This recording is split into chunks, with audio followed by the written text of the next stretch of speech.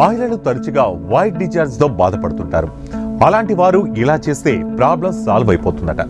వయసుతో సంబంధం లేకుండా చాలా మంది మహిళల్లో వైట్ డిశ్చార్జ్ సమస్య తలెత్తుతుంటుంది. సాధారణంగా మహిళల్లో అండం విడుదలయ్యే సమయంలో నెలసరికి 2 వారాల ముందు కలయికలో పాల్గొన్నప్పుడు వైట్ డిశ్చార్జ్ అవడం సహజమే. అలా కాకుండా తరచుగా అవుతుంటే మాత్రం సంబంధిత వైద్యుల్ని సంప్రదించి తగిన చికిత్స తీసుకోవాలంటున్నారు నిపుణులు. ఇంతకీ మహిళల్లో వైట్ డిశ్చార్జ్ ప్రాబ్లం తలెత్తడానికి కారణాలేంటి, ఇది రాకుండా ఉండాలంటే ఎలాంటి జాగ్రత్తలు తీసుకోవాలి అనే వివరాలు ఈ స్టోరీలో తెలుసుకుందాం. మహిళల్లో వైట్ డిశ్చార్జ్ ప్రాబ్లం తలెత్తడానికి చాలా రకాల కారణాలు ఉంటాయంటున్నారు ప్రముఖ గైనకాలజిస్ట్ డాక్టర్ వి పద్మావతి.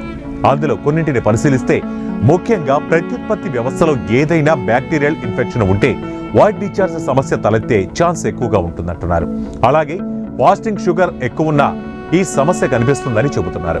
ప్రధానంగా ఊబకాయం ఉన్నవారికి బ్లడ్ షుగర్ కొంచెం ఎక్కువ కాబట్టి వీళ్ళకి వైట్ డిశ్చార్జ్ సమస్య ఎక్కువగా ఉండే అవకాశం ఉంటుందన్నారు.